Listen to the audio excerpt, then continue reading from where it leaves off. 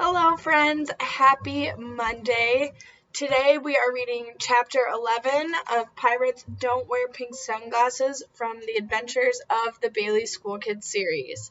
Now, we only have this chapter and one more after that, so we will finish this book on Friday. But before we go over our questions from Friday and I introduce the questions for today, we are going to say our Kids on Course motto. If you are new here, all you have to do is repeat after me, and you can either do this quietly in your head or you can say it out loud. Ready? I am smart. I believe in myself. I am a great kid. I have courage. I deserve to learn. Today is going to be awesome! And I don't know about you, but it is a little rainy where I'm from, but I'm still going to make today awesome, and I hope you do too. With that being said, let's go over our questions from Friday, and then I will give you the new questions. So, on Friday, I asked you question number 1. Why shouldn't the Bailey School Kids sail?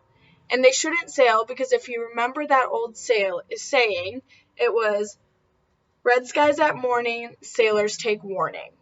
And when they got up that morning to sail to the island and look for the treasure, there were red skies, which means that something bad is probably about to happen. Question number 2. What happened to the treasure? And we don't exactly know what happened or who took it, but we know that when the Bailey School Kids got to the island, there was a hole where the treasure normally would be, and it was empty. There was no treasure chest in it anymore. So we should find out pretty soon what happened to the treasure. Now, before we start, we have 2 questions because, again, we have a little bit of a shorter chapter. Question number 1 is, who caught the Bailey School Kids at the island? And question number 2 is, who won the boat race? So make sure while I'm reading, you're listening for those answers.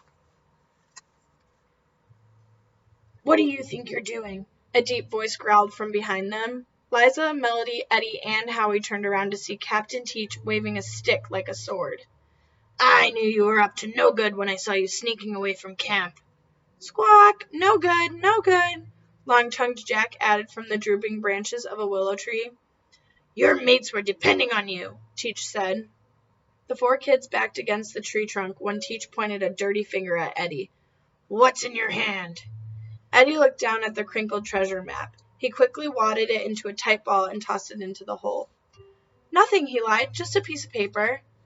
You scoundrels, Teach growled. Then he lunged forward. Run, Howie screamed. Long-tongued Jack swooped down out of the tree and followed the kids as they raced to their boat.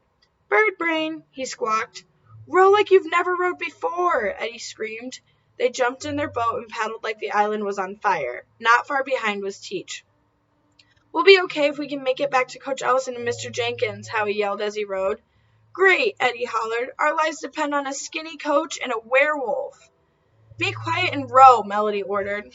The kids concentrated on slapping their oars in the water, but they could still hear Teach gaining on them. In the distance, they saw teams of Bailey boaters and Sheldon sharks gliding through the water. Faster, faster, Howie screamed. The kids rowed with all their might. Slap, slap. Their boat pulled away from Teach's. Slap, slap. With their muscles aching, they could see the dock at Camp Lone Wolf getting closer and closer. I don't think I can make it, Liza cried. Don't stop now, Eddie screamed. We're almost there. Liza, Melody, Howie, and Eddie pulled their oars through the water so fast that they soon passed the other Bailey boaters and the Sheldon sharks. 10 strokes later, they banged against the dock. Coach Ellison grabbed their boat and helped them out. That was the best rowing I've ever seen, he congratulated them. And now we have a little bit of a larger picture, but you can see the Bailey School Kids rowing away from Captain Teach, who is very quickly gaining on them. So I would be a little scared too. The kids were so out of breath, all they could do was point to Captain Teach in his boat. Coach Ellison nodded his head and grinned. That Teach is a fantastic rowing instructor. Then he handed the 4 boaters blue ribbons. Let's hear it for the new champions of the annual rowing competition. The 4 kids barely heard the cheering crowd. They were too busy staring into the wild eyes of Captain Teach. And that is all for Chapter 11. So before we go, I'm going to remind you of the questions. Question 1, who caught the Bailey School kids at the island? And question 2, who won the boat race? Now, with that being said, and we're going to finish the book on Friday, if you have any suggestions of the next book that we should read, have your parents send me an email and we will try to get it. If I don't get any suggestions, I'm just going to continue reading the Bailey School Kids series because I have a bunch of these books at my home and they were a personal favorite of mine as a kid. So with that, I hope you guys have a fantastic Monday, even if it's raining, and I will see you on Friday. Bye, everybody.